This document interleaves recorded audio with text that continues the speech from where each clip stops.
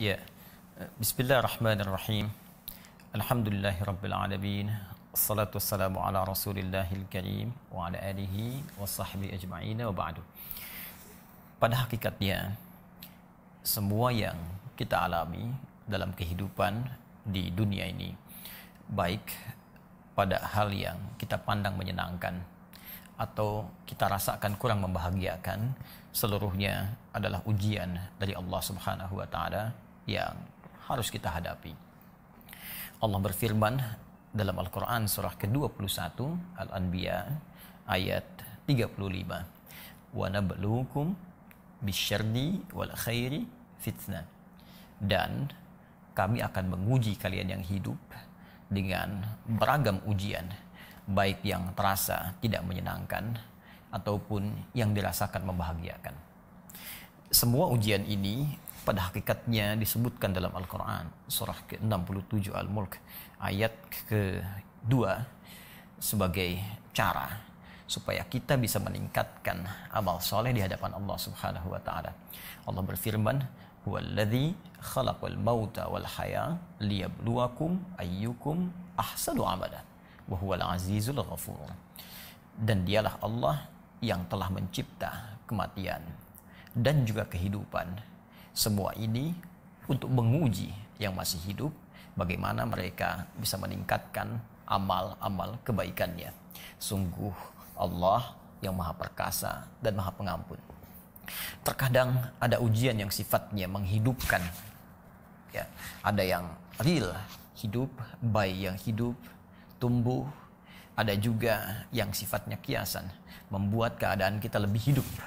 Ya, mendapatkan penambahan materi, mendapatkan promosi jabatan, mendapat segala yang membahagiakan sehingga hidup kita terasa lebih berbeda dari sebelumnya.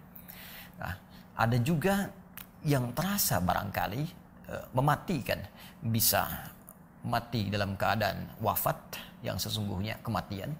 Ada bisa terjadi sisi lain hal yang kita hadapi yang mematikan sebagian hasrat kita untuk mengerjakan sesuatu.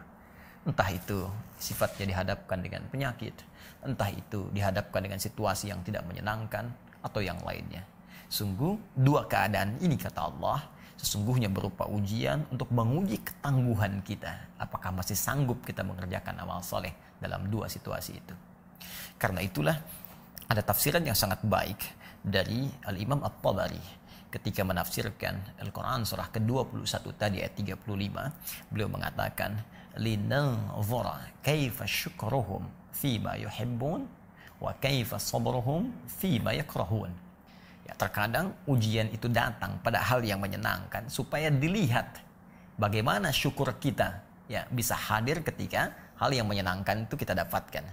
Dan terkadang ujian itu datang pada hal yang tidak menyenangkan supaya dilihat bagaimana kesabaran kita menghadapi ujian itu. Jadi ada syukur berhadapan dengan kebahagiaan, ada sabar yang diharapkan muncul pada hal yang tidak menyenangkan. Karena itulah dalam Al-Quran seringkali ujian-ujian yang datang melalui hal yang tidak menyenangkan itu kemudian disandingkan dengan sifat sabar.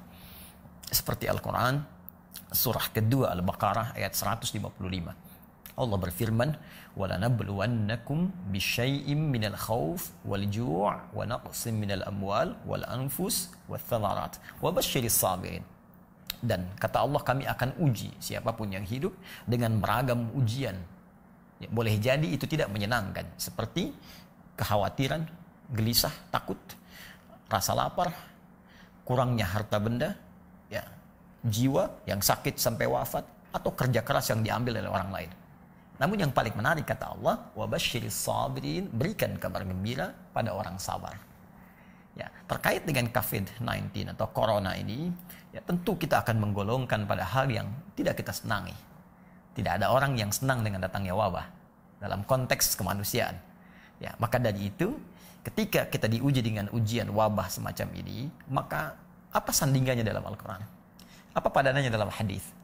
Maka Allah telah memberikan jalan kepada kita bersabar menghadapinya. Bersabar berikhtiar dalam mengatasi wabah ini. Karena itulah bahkan spesifik dalam hadis riwayat Sayyidah Aisyah radhiyallahu taala anha, terhimpun riwayat ini bahkan dikutip dalam kitab Al-Fathur Rabbani fi Tartib Musnad Ahmad bin Hanbal Asy-Syaibani dalam bab tentang wabah. Ya, Kitabul Wabah, bab tentang wabah di halaman ke-204. Di situ disitir bahwa Nabi pernah menyampaikan walaysa min 'abdin yaqa'u ta'un fihi wa yamkuthu fi baladihi sabiran muhtasiban. Ya, kata Nabi, dan tidaklah seorang hamba yang mengalami kondisi wabah, kemudian dia menetap di tempat dia tinggal itu dengan bersabar, sabiran. Ya, muhtasiba, dia banyak mengoreksi diri. Dia banyak kemudian melihat amal-amal positif yang bisa dia kerjakan. Wa ya'lamu annahu lam yusibhu illa ma kataballahu azza wa jalla lahu. Dan dia menyadari, tidak mungkin semua kejadian itu bisa terjadi kecuali Allah mengizinkan, menetapkan itu semua. Ya, illa kana lahu mithla ajli syahid. Maka kalau dia berjuang dengan itu, dia mendapatkan pahala syahid di sisi Allah Subhanahu wa taala sekalipun dia wafat dalam perjuangan itu.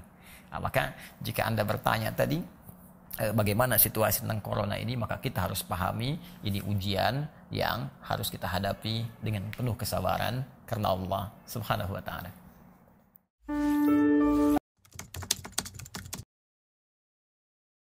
Ya, sabar itu bukan diam.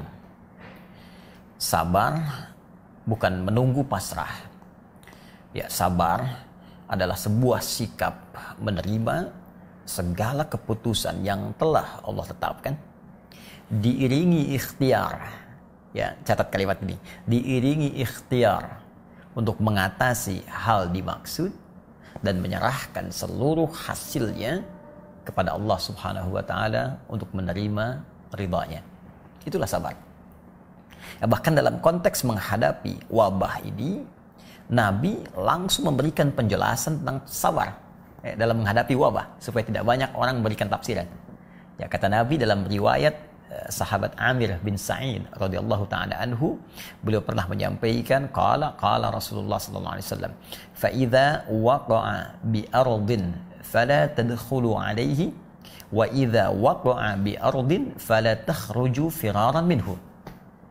Ya, kata Nabi, kalau wabah itu terjadi di satu tempat, maka cara sabar menghadapinya di antaranya, ya, karantina wilayah yang telah diketahui ada wabah itu. Orang yang di luar wilayah jangan masuk ke situ. Orang yang di dalam sabar, jangan keluar karena ingin lari dari wabah, lantas tak sadar pindah wilayah terjangkiti ya oleh wabah yang terjadi di tempat dia tinggal. Nah, ini kalimat Nabi-nya.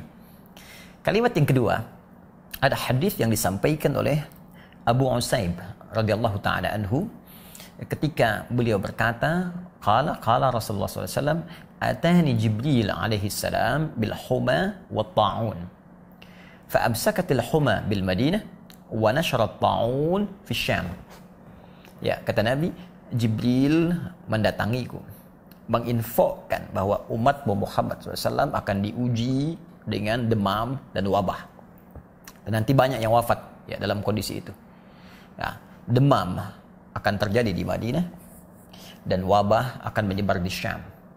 Ya, Syam sekarang ada 4 wilayah, 4 negara. Ya, Lebanon, kemudian Palestina, Jordania, ada Syria. 8 tahun setelah Nabi wafat, tahun 18 Hijrah, tepatnya ketika Khalifah Umar bin Khattab radhiyallahu taala anhu memimpin, ya, dan wilayah Islam sudah meluas. Ya, base-nya, ibu kotanya ada di Madinah, tapi luasnya wilayah menjangkau sampai ke wilayah Syam. Dan terjadi wabah di Syam. Benar apa yang disampaikan Nabi. Nah, terjadilah kemudian wabah itu di Syam. Dan bagaimana kemudian cara sahabat menangani itu semua dalam mempraktikkan petunjuk Nabi SAW. Ini yang sangat menarik. Nabi memberikan petunjuk saat beliau hidup, ya, tentang karantina, ya, tentang bersabar, tentang macam-macam. Itu dipraktikkan oleh Umar. Yang paling menarik adalah bagaimana Umar selaku pemimpin bersinergi dengan stakeholder negara pada saat itu dan di wilayah tempat adanya wabah. Ya, Umar pemimpinnya, Amr bin As, ya, gubernur di Syamnya.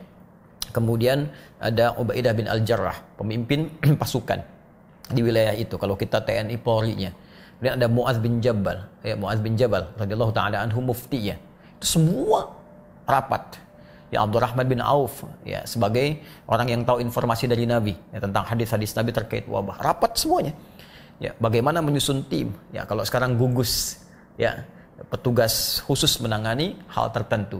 Ya, didudukkan, didiskusikan, dibuat sebuah sistem, datanya kemudian dibahas bersama-sama, diselesaikan bareng-bareng.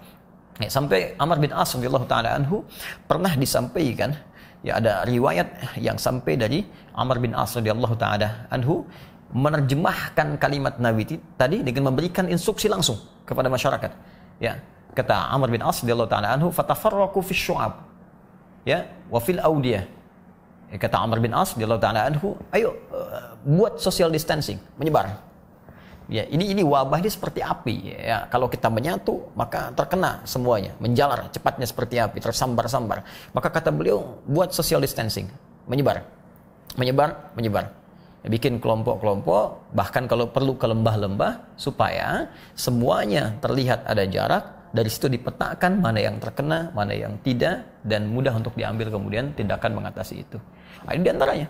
Jadi poinnya adalah mesti ada ikhtiar yang konkret dalam konteks menghadapi ini, dalam menerjemahkan kalimat sabar, tidak hanya diam pada pernyataan sabar, menerima begitu saja. Nah, itu poinnya. Ya, Allah Taala a'lam bissawab. Baik, cara konkret berikhtiar kalau kita mengambil dari kalimat tadi yang telah kita bahas, pertama mesti ada sinergi. Ya, kalau konteks kita sekarang di Negara Kesatuan Republik Indonesia, kita semua mesti bersinergi. Ya, kalau kita ingin amalkan sila ketiga Pancasila, ya persatuan Indonesia. Ini saatnya kita amalkan. Semua bersatu, rakyat bersatu, ya dukung pemerintahnya mengatasi itu, pemerintah bersinergi dengan wilayah-wilayahnya, gugusnya kemudian dioptimalkan, ya. Pemuka agamanya kemudian juga didorong untuk memberikan ketenangan pada masyarakat, ya, hal-hal yang mungkin muncul di tengah masyarakat untuk diberikan solusi, keluar fatwa-fatwa. Nah, itu bersinergi semua. Ini bagian pertama. Jadi kalau kita tidak bersinergi, maka yang terjadi nanti adalah kesulitan mengatasinya.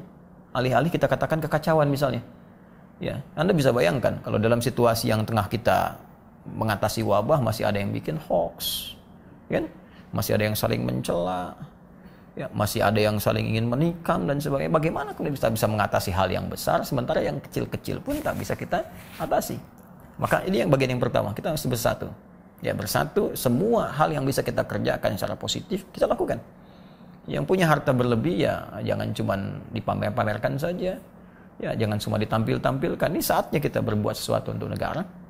Kemudian yang punya kedudukan membuat kebijakan-kebijakan terbaik, rakyat juga disiplin, ya menjalani itu dengan cara yang baik dan terukur, serta pemuka agama memberikan fatwa-fatwa yang menenangkan di masyarakat, dan ahli-ahli terkait virus, khususnya virus corona misalnya, atau virus secara umum, memberikan edukasi kepada masyarakat.